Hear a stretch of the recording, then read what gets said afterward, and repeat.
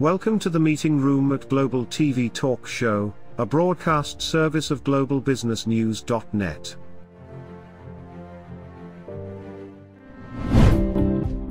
This episode from the meeting room of Global TV Talk Show is brought to you by The Bridge School, the accredited international online private school of choice, at bridgek12.org. Porch Light Rental and Destination Services. Reduce your renter lump sum or managed relocation costs. Visit them at porchlightrental.com. And by airs.com. With our full range of services, we can help design and manage your international relocation. Find us at airs.com. Primestone Partners, featuring corporate, government, and developer housing solutions, as well as senior-level advisory services. Find them at primestonepartners.com. And by International Auto Source. We are the vehicle experts for expats, featuring all major brands of automobiles with flexible solutions and financing. On the web at intlauto.com. Become a global player in your field. Cross Culture to Go provides virtual support for your global business and career success. We can help you thrive in 140 plus countries and markets. On the web at crossculturetogo.com. This is Ed Cohen in Southern California, specifically in Palm Desert, where yesterday, late yesterday afternoon, the Fahrenheit temperature hit 121, which is it's really hot. You know what makes it really hot, though, is the pavement, the asphalt, when you're walking into a shopping area, or the heat emanates upward from the pavement, and it's scorching. In fact, it's hotter. You have water coming from the roofs of the homes, right? No, this was going into Walmart, and they didn't do that in their parking lot, but they should. My gosh. But they should. Well, once inside Walmart, though, I remember being in Phoenix, Arizona, a couple of years ago, and when we were walking in the hallways of the shopping area, there was water coming out of the roofs, to just give breath to the people because it was so warm. In fact, we went shopping and in another store, and that they had that all over the place. Yes. Yeah. And all the restaurants have it also, as they enter so when people enter or about to enter. Yeah, and you have to wear a jumper inside. You have to wear a pullover because it's something like 65 Fahrenheit inside. Right, and then people start sneezing and all the COVID germs. Yeah, no. Oh, God, terrible. I hate this. I don't like the aircon. I mean, it makes me mad when I go to the United States. Yeah, it's freezing. So especially here in the desert. So, but I'll tell you, the swimming pool was really good. So here we are. So Christine, we're going to talk today for a few minutes, fast and furious minutes. So everybody out there, get ready to take notes. We're going to be talking about speaking, public speaking, of course, but the idea of personal branding. You are your personal brand, whether you like it or not. And so how you present yourself, whether it's executive presence or wearing a palm tree. These are all palm trees here. I know you can't really see that well. Yes, I see you wearing palm trees, yes. Yeah, right. Now look what's on my back, okay? Some people walk around with a target, but I don't do that. So you see that? That's like, yeah, that's great. That's a Woody. Wow, that's really up to date.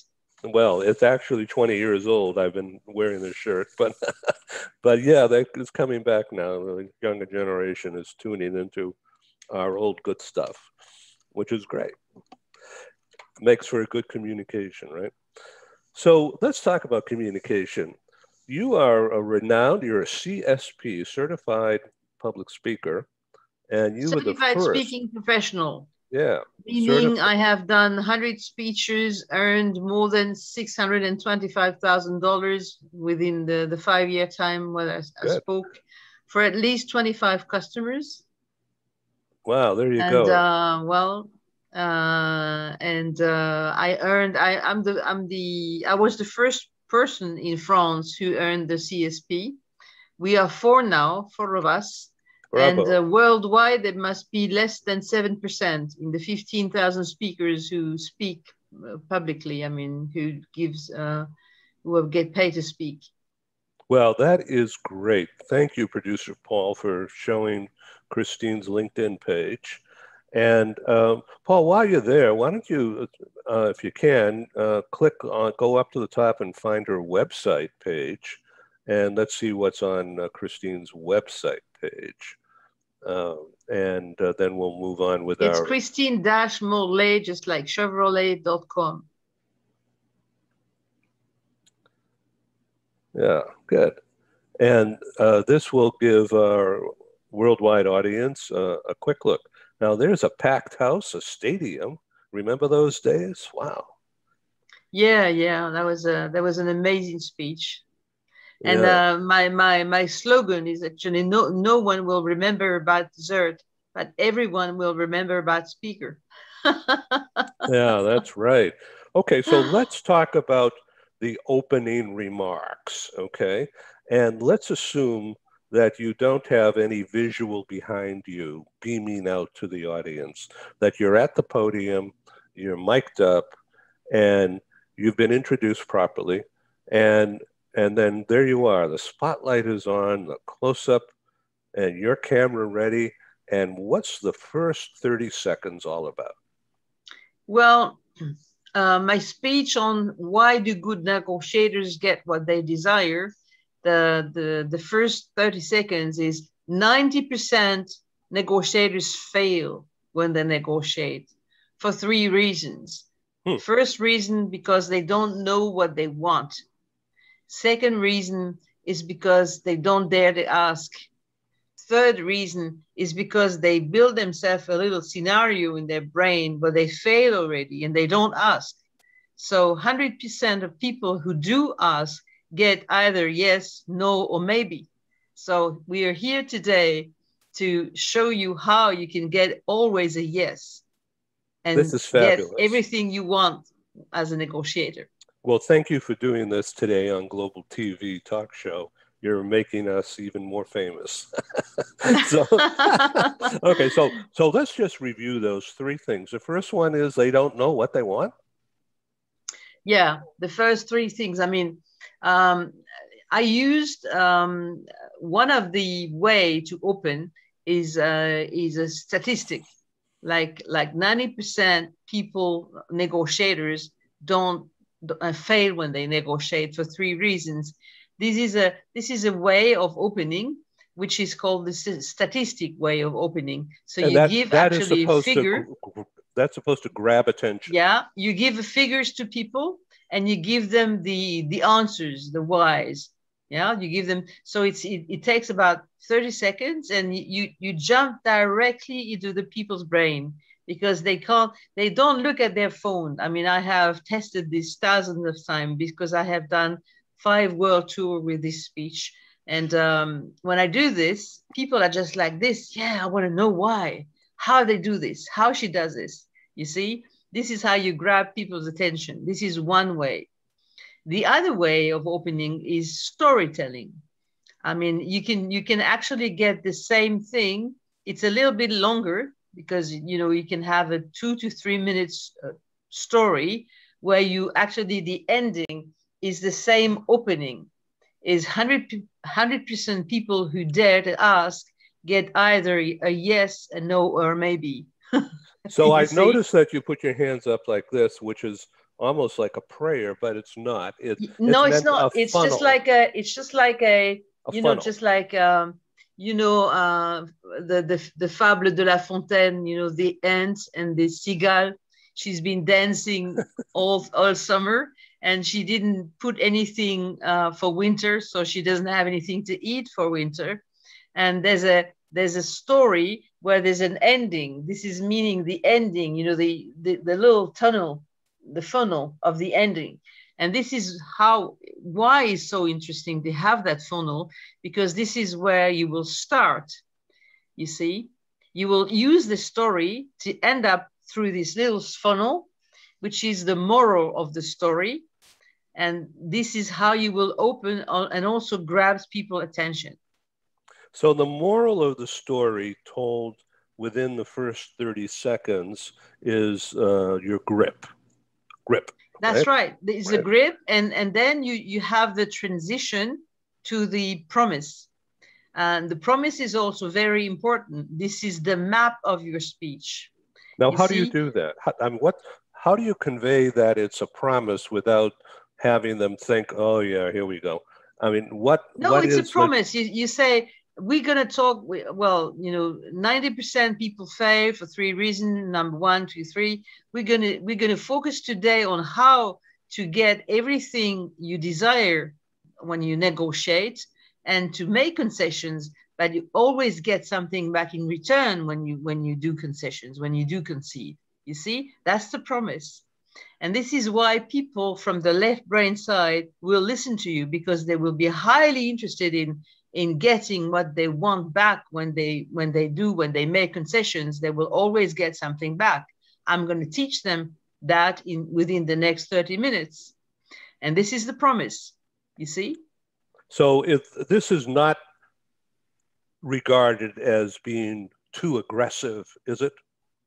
No, not at all. Not at all. It's the reason why people will listen to what you have to say. When you need to have a good title. You see, the title, why do good negotiators get what they desire, is a good title.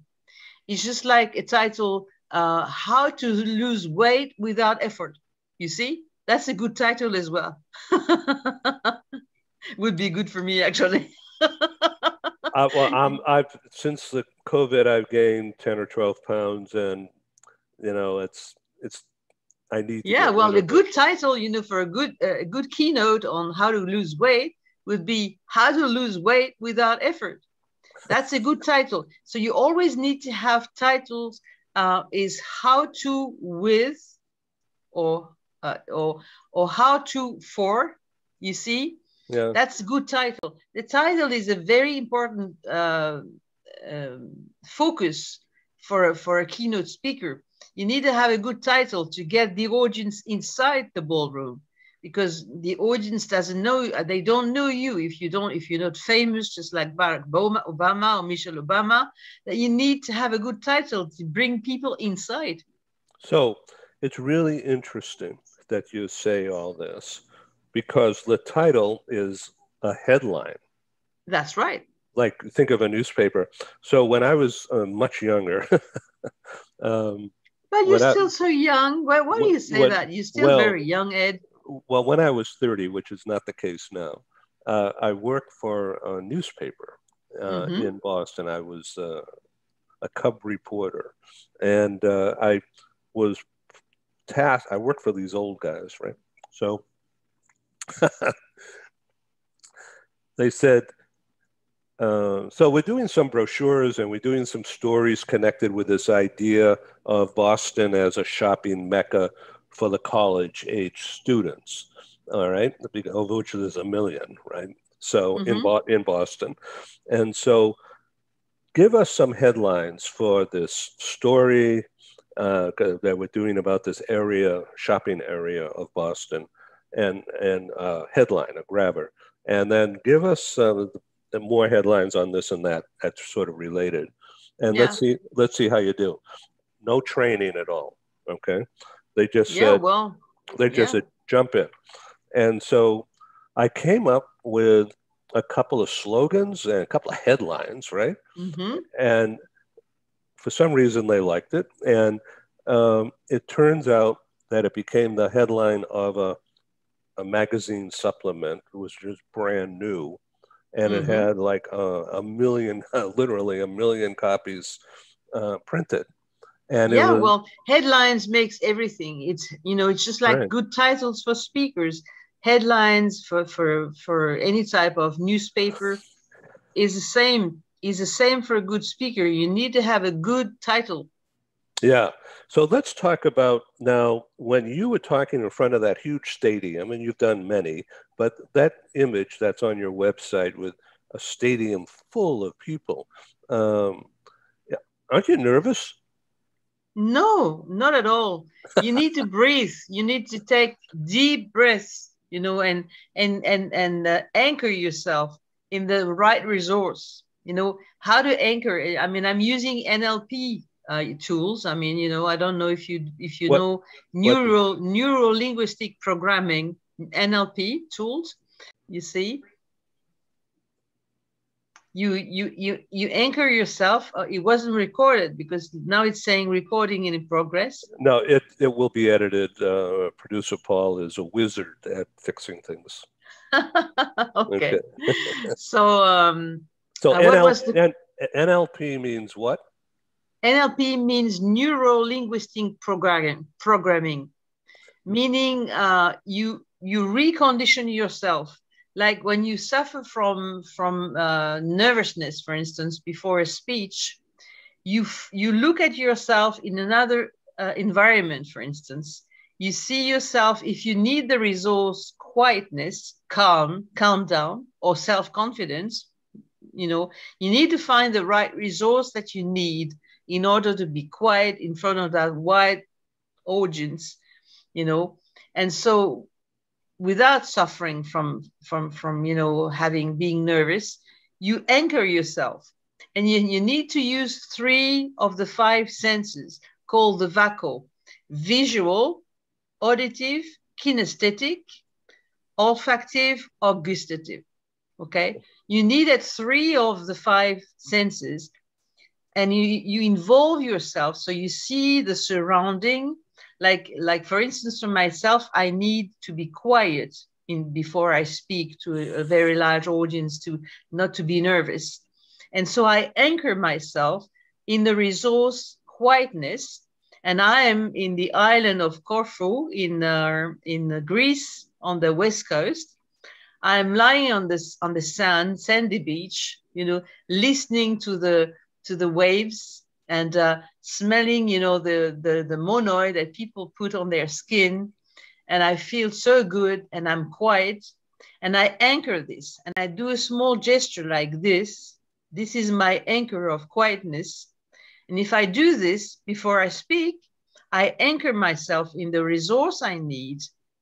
You see, the resource of quietness I need is here, and you can have a multiple resource on this gesture.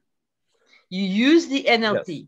Let's do a deep dive. Let's go back a little bit to keep our audience engaged here with the 5 senses.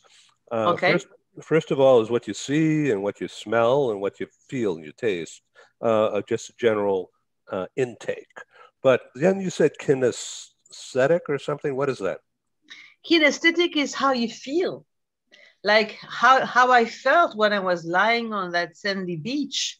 You know, kinesthetic is how you feel, is about the heart, is about the emotion. You see? Yeah. Okay, so let's go back with the VACO, you said. VACO, visual. Visual. In other words, auditive. Wait, before you stop. Let's do one at a time with an analogy. So the visual meaning what? What you're seeing out there? Visual meaning looking at the waves, at the blue ocean, at the blue Mediterranean Sea, at the, you know, the sandy beach, looking all these colors around you, the nice all this shades. is to calm yourself down. And that's right. That's right. You use this. But first, you need to find the right resource. People need different type of resources, you see. Some people need self-confidence. So then what you need to be doing is you need to find the right resource you need first, and then you go back to the past, to your past, the nearest past or the further past, to find the situation where you were entirely with the at least 3 of the 5 senses resource. And then you anchor yourself. And you anchor this on a gesture. Are you with me? Yeah, I'm taking it in. So the first is you're imagining. This is all about calming yourself. All right. So you have a vision. You have a vision of the ocean, of the sandy beach. Then you have the kinesthetic, how you felt on that moment. You felt so quiet, so comfortable. See, that's the kinesthetic. Then you have the olfactive. You feel the monoid oil that people put on their skin that has a specific smell. Because you've been transported to that. Yeah, you transport yourself in that environment. It's just like a bubble where you put yourself in that bubble and you anchor this on a gesture. When you find at least 3 of the 5 senses, you must not look for them. You must let them get inside of you. Like you're just looking for the resource quietness, or you're looking for the resource self-confidence. Each and every person have been in the past, nearest past or further past, in a position of self-confidence, right? And so you then put yourself, you project yourself in that past with at least 3 of the 5 senses of the VACO, and then you anchor this for 10 seconds at least on the gesture. You just anchor yourself. And then when you need this quietness or this self-confidence again, you just do the gesture and it comes back. It's just like magic. Fascinating. Thank you for these NLPs. Neuralistic, what? Neuro-linguistic programming. Got it. Okay. Out there, you got all that. So now, you're setting yourself up to come out on stage in front of a camera, which actually is going to be even a bigger audience across the next year. And what we have here from producer Paul is a page from Google. Yeah, neuro-linguistic programming. Yeah, exactly. Yeah, so it shows the manipulation of your brain, the self-hypnosis. That's right. That's right. You just reconnect to situation in your past that you have experimented, and you anchor yourself in that neuro. You reprogram your brain. This is what neuro-linguistic programming does for you. So other than what you do as a speaker, professional speaker, to calm yourself, who else uses this kind of thing? Many people, many coaches, many people who coach senior executives or people like you. Like if you would come to me and say, I fear spiders, for instance, I would use neuro-linguistic programming to reprogram your brain to not fear spiders anymore. Good, thank you. Now let's go back to the speech, okay? You're getting ready to talk and you've done this preparation. And so now you're being announced as somebody announcing over the loudspeaker system about all your history and your awards. And the fact that you were #1 in France from 2012 with that designation. And that designation again is CSP? Certified Speaking Professional. There we go. Now, you're about to talk about anything. Let's just say you're going to talk about an elevator pitch, all right? And people don't know who you are. Sure, they read about it in the brochure and they maybe looked at something on your website. So you need the MC, you know. As a speaker, a professional speaker needs a good MC, master of ceremony, like someone like you, who when you do your shows, you introduce myself. And so this is what we call the MC. And so each and every good professional speaker needs to talk to a good MC before he starts his speech. Because when you say, hello, I'm Christine Morlet, like Chevrolet, and I'm so thrilled to be here with you today. Who gives a bloody shit? Excuse me for the term, you know? Nobody cares about this. Right. Nobody cares about who you are, your name, where you come from. I mean, you need to go straight to the point. That's the reason why you need a good MC. Okay, so then you play off of that. Yeah, you don't So when the pitch is something different. When you do a keynote on pitching is different. Then you will use maybe a quote or statistic of how many people don't know how to pitch, for instance. You would introduce this, and then you will talk about how to pitch right. But you need the MC to introduce yourself. And the MC is allowed to say things that you would not dare to say about yourself. And that's the reason why you need a good MC.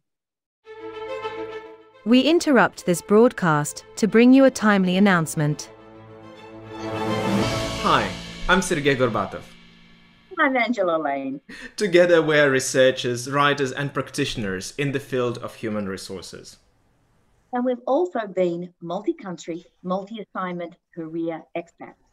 We owe our professional development and growth to a very large extent to the international assignment opportunities that we have had.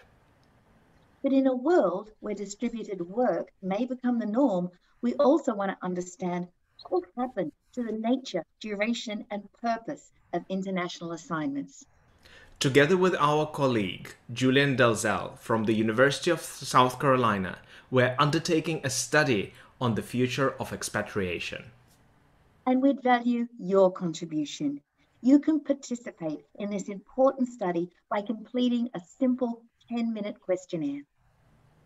Access the questionnaire by typing in your browser tinyurl.com/expert study. That's tinyurl.com/expert study. You can also find the link here on Ed's website next to this video. Thank you for joining us in this study. In return for your contribution, we'll provide you with a copy of our research. And of course, you'll be invited to an exclusive webinar hosted by Ed, where we will share our findings right here on Global Business News. And so please go to tinyurl.com/expat study. Take the survey so that we can better understand the future of expatriation.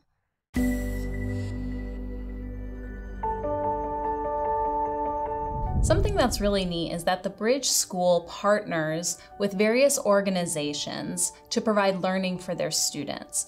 For example, we partner with a major ballet company, and we are able to enroll several of their students into our school. So now not only is the student able to participate in a school and have a seamless transition while they're very active in their ballet career, but now they have other dancers that are with them that are doing some of the same courses. So it's almost becoming a camaraderie where they're taking similar courses, they're working together on their ballet, and really being able to form this great partnership with these organizations to provide a needed service. A lot of times there are student athletes who will spend hours and hours at the gym or at the basketball courts, wherever it is. And if they're attending a traditional school, they're in school from 8 to 3. They get a quick snack, and then they're at the gym for 3 to 4 hours in the evening. Coming to us and having that partnership, they're able to break that up throughout the day. They can have a morning practice, get some schooling in, have an afternoon practice, finish their schooling in the evening. So there's that flexibility. And additionally, if there are tournaments or performances, it's fantastic because if there's a week where they have shows straight through, they can take that week off of learning and then pick back up when they're done. So it offers this great flexibility. And for the program owners of these sports leagues, it is a win-win situation for them because they see this need. They see this need that their students need to make sure that they are obtaining the grades necessary to be successful adults in our country and in other countries. But it provides them an environment where they can be successful at both.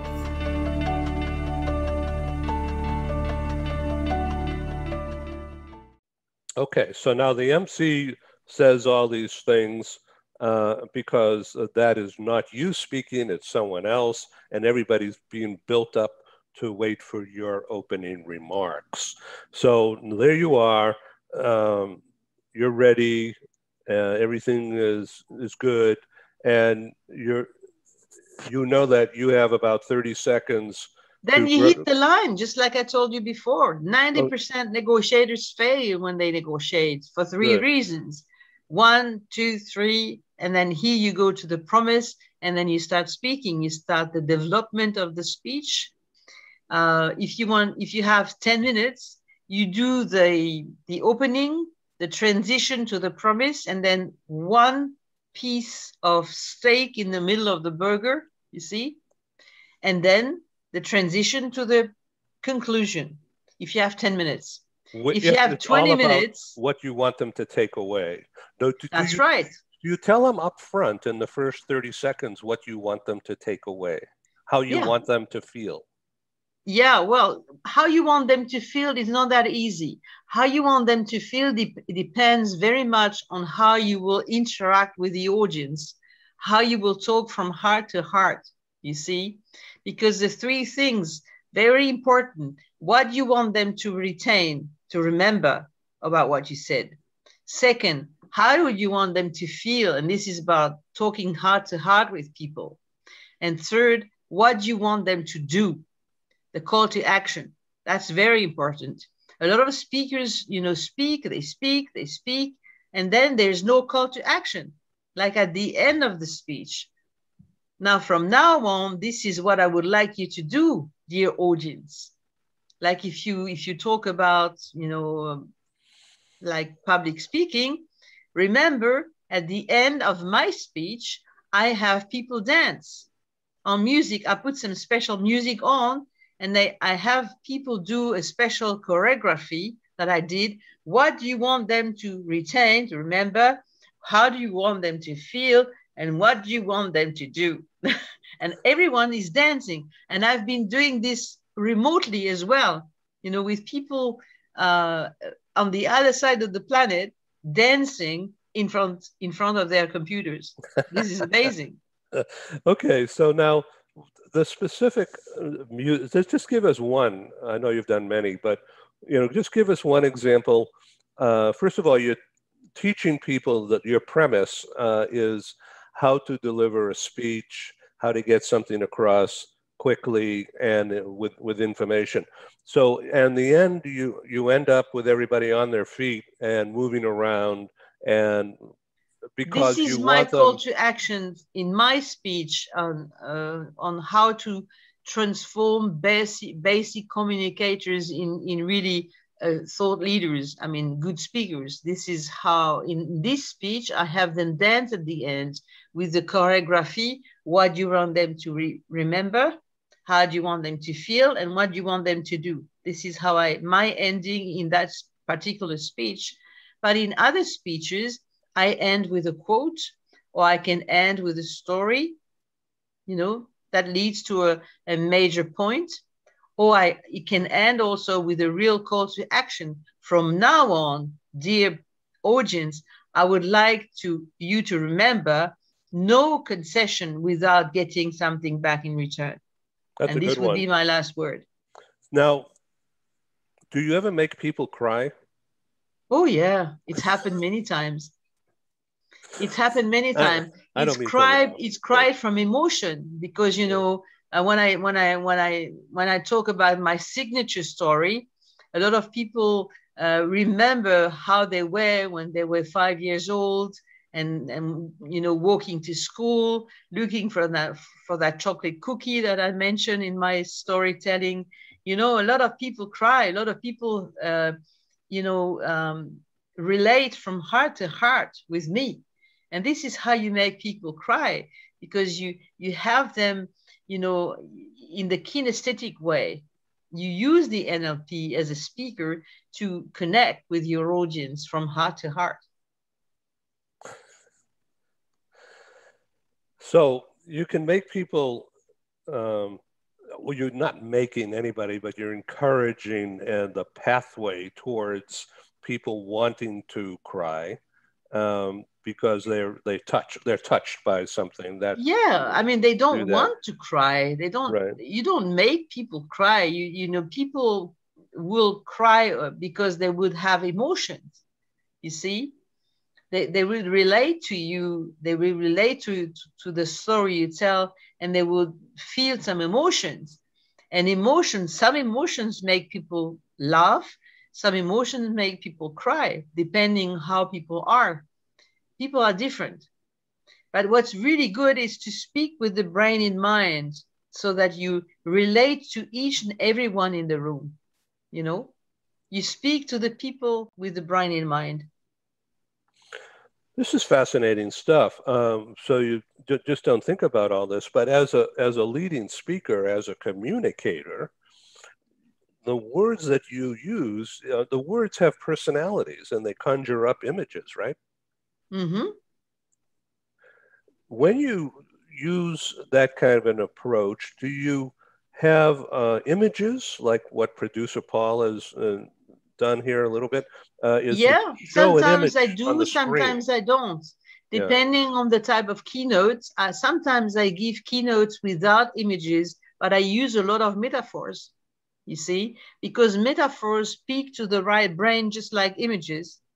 But when I do use images, I do use one big image with one word on the in the image, or sometimes even no word at all, just the image. You see, the image is something that will allow the audience to understand what you speak about. It doesn't help the speaker. The image is not done for the speaker. It's done for the audience. Perfect communication skills. Thank you for that.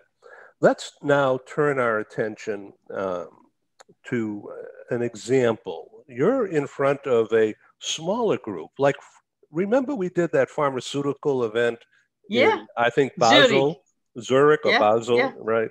Or both, I don't remember. But it was a smaller group, maybe 50 people, bankers, corporate leaders.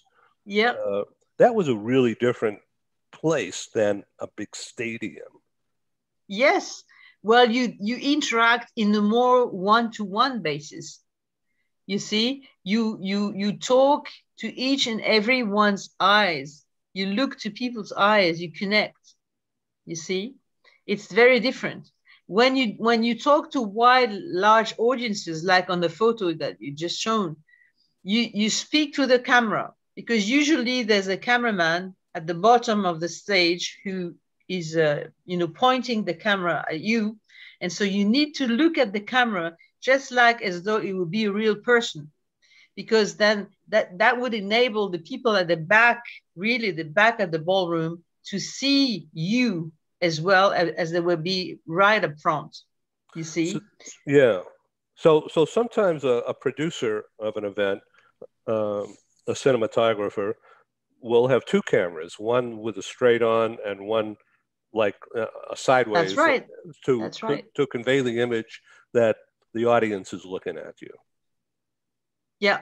And so you really need to look at those cameras, specifically the camera that is moving for the audience that's sitting at the back, far, far back, because when there are 5,000 to 6,000 people in the room, you need these big screens. Right. And these big screens are allowed by the cameraman who just focus on you with the camera. So you need to look at the camera just as though you would look at the small group's eyes, this little small group, 50 people at the highest.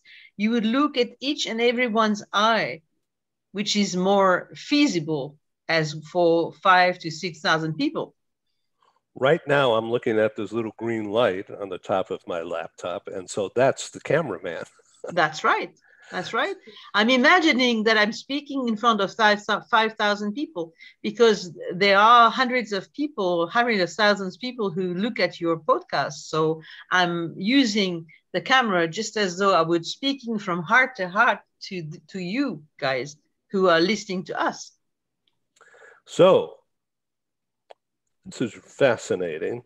So this is our den here in the in the condo, you can see that's a courtyard out there. Yeah. And then those doors open up into a kitchen area.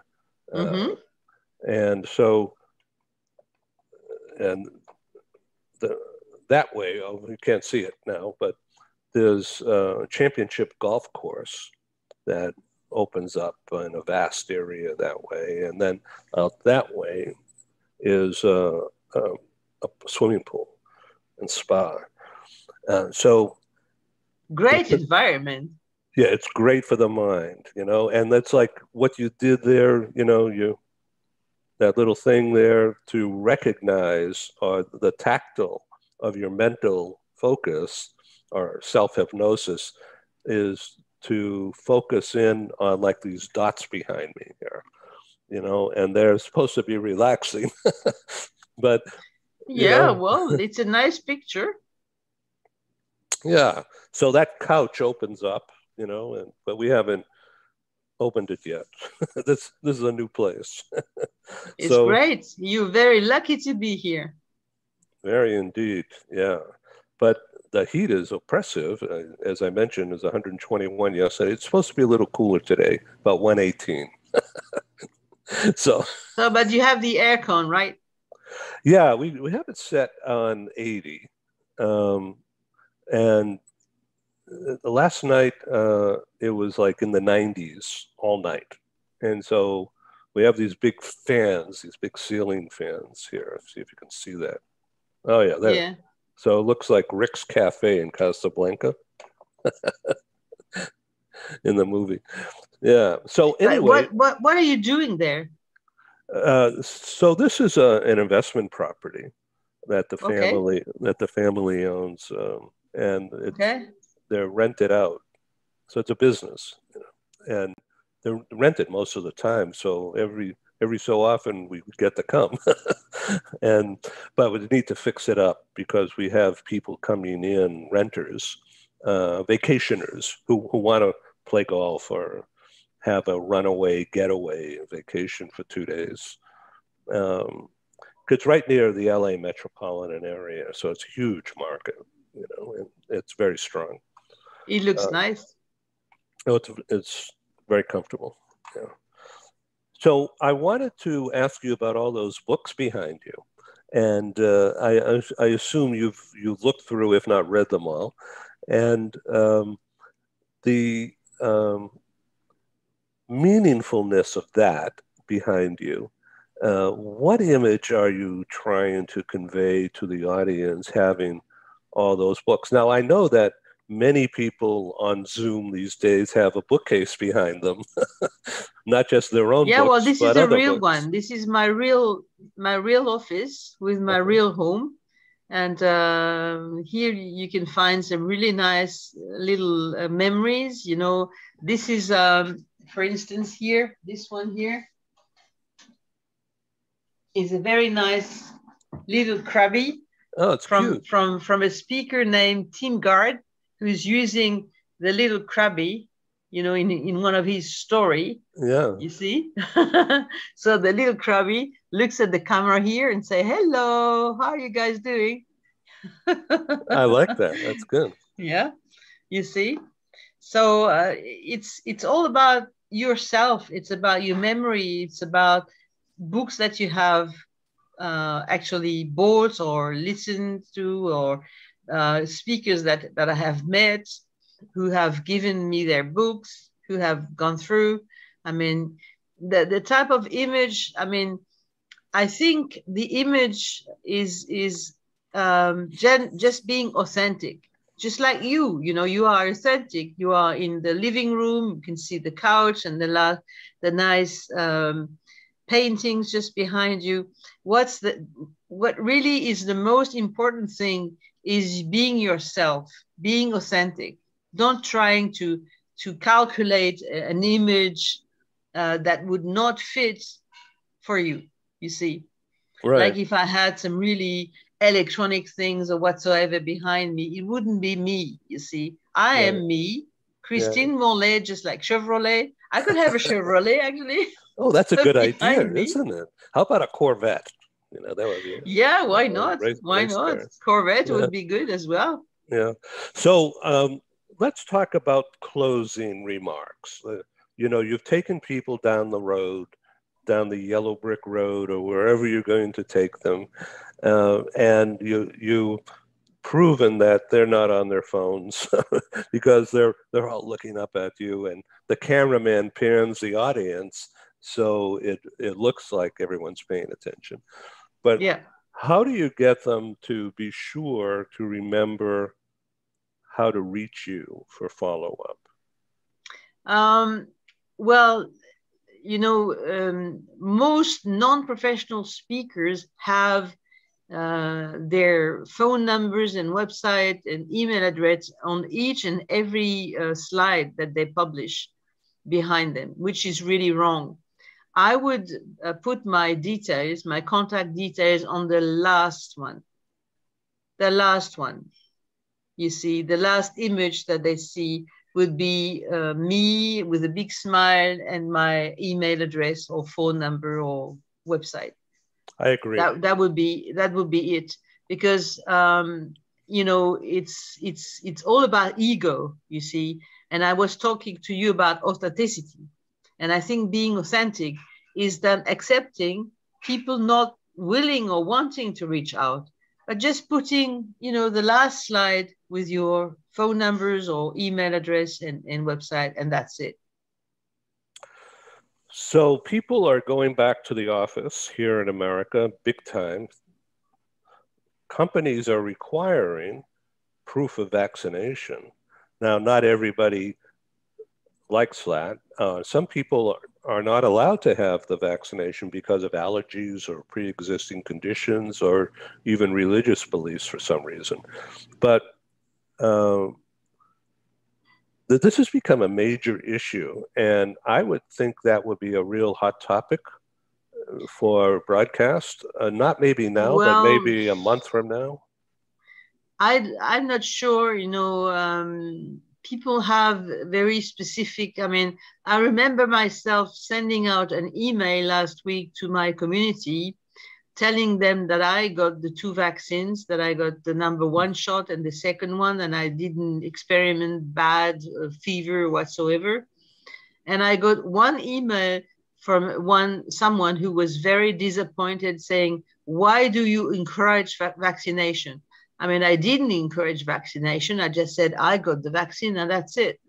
I mean, I think this is a very, it's not the type of topic that I would bring on. I mean, it's something personal. As you said, people have issues, they have problems getting vaccines, and this is something that should be kept personal. Well, thank you for that, Christine Morlet, like Chevrolet. And welcome. So I welcome you back, of course, anytime, but next week, next Friday, June 25, starting at 6 p.m. Central European Time, which is 9 a.m. in Cappuccino, California, and 12 noon in New York and Miami, we're going to do the theme, Becoming a Voice for Global Change. Now, you have a program of your own that has a twist on that. Why don't you talk Voices of Change podcast. Yeah. Now, what is your modus operandi with Voices of Change? You find one person to talk about one thing? Yes, I find one person to talk about one thing, to tell their story, you see. I think what's really interesting is people's story. People love hearing other people's stories. And I focus on people who can actually change the world with their words. Like here you have Terry Brock. Terry Brock is an internationally recognized Hall of Fame speaker, marketing coach, and author. He changes the world using words. Frank Furness as well, Sam Dosa, you know, Niels Brabant he's a German guy. I interviewed also Miss Sharma, Women Empowerment Ambassador. I mean, people who actually really do make a change, you see. And I think this is very important, to look at people who make a change with using their words right now in the world that we are living right now. It's very important to focus on these people who use the word to change the world. Now, this is a podcast, it's a radio show, not a visual, right? Okay, and typically how long, what time length do you focus on? Usually between 20 to 30 minutes. Yeah. That's a good length. Yeah, depending on people are more, I mean, people sometimes want to talk more, but usually I keep the length to 20 to 30 minutes. Now here you are in, I don't know what page that is. That's my contact page. Let's keep in touch. Okay, good. All right, so now let's talk as we come to a close here. We have about a minute. Tell me about the red tornado. Well, the red tornado had an agency, a PR agency in the northeast side of France when she was 28. And each and every Friday evening, late afternoon, early evening, she would organize meetings where there were no social networks, no phones, no whatsoever. And she would organize, ways to have people connect, like people who would manufacture the socks, people who would color the socks, and people who would actually sell the socks. And she would put them together. And a lot of people actually got married in real life as well in those meetings, which was really amazing. And I got the name, the Red Tornado, because I had red hair. Now it's all white, you see. But at that time, when I was 28, my hair was light red. And I had a lot of success with these evenings. People were fighting to get inside. It was 120 square meters office. And sometimes I had to refuse people because they wanted to get in. Good problem. I was a real link maker, just like you. You can have the brand link maker. Ed Cohen, broadcaster, link maker worldwide. I love you. Thank you. Yeah, okay. The red tornado. Now the red tornado has turned to the white tornado. Well, with that, we have to escape here and end this broadcast. Thanks for being on Global TV Talk Show again. You're welcome. You're welcome. Okay. How many people are listening to those talk shows? I was wondering. Well, we've had, according to Google, 105,000 page views since we launched the series in April of 2020 up through June 10 of this year. And Google's going to give me the new numbers tomorrow or even like tonight. So it's a little I was going to say, it's a little confusing because you have to understand what those numbers mean. Because figures lie and liars figure, So a page view is when people are looking at us talking at this very moment, all right? And then they may say, I don't care about him. I'm going to go and look at their news page, okay? Or I'm going to look at the magazine page, or they're going to go look at the radio shows page or whatever. Each of those clicks becomes a page view. And they also do in the minutia how long people stay on a page or where they came in. Yeah, that's all about statistics, right? And for me, it's like mind numbing. So we just focus on what's called eyeballs, okay? People are here right now. And this is a page view. And so that's what the 105,000 number is. Well, that's great. I hope that people then reach out to me. That's Christine-Morlet, just like Chevrolet.com. And now we have an additional group of audience, 2 groups actually, but the numbers are a little bit hard to track. The first part, we can track it expertly because it's called co-marketing, which is a brand that I've developed, co-marketing, and it's direct sends. In other words, I have a very long list of corporate contacts and business executives, US-wide and worldwide. And I've built up over the years and have curated, and it's quite long and very effective. So the responsibility that I have is not to abuse that access. But we take certain shows, such as what we'll do with this one, because it's very relevant to that audience, how to speak better. And yeah, will you then send me the link so I can then share with my audience? You bet. You'll get it this time tomorrow. So that is about 20,000, okay, about. And then in addition to that, we have a membership within LinkedIn groups, and we're been approved for access to 92 groups on LinkedIn worldwide. And if everyone within those groups actually opens the darn thing, never mind receive it, but open it and look at it, that would be over 1 million additional. Wow, that's a big figure. But that's very hard to achieve. We send it over the course of 12 months, each and every one of our programs. We send them to our corporate list, to our LinkedIn groups, and through our website and YouTube channel. So it's a massive rollout. I call it global PR. Non-stop. Well, thank you for having me, Ed. It's been an honor to be invited to your show, and you've been a great friend for years now, and it's always a pleasure. Thank you. Thank you for joining us in the meeting room at Global TV Talk Show. Have a wonderful day, and stay safe.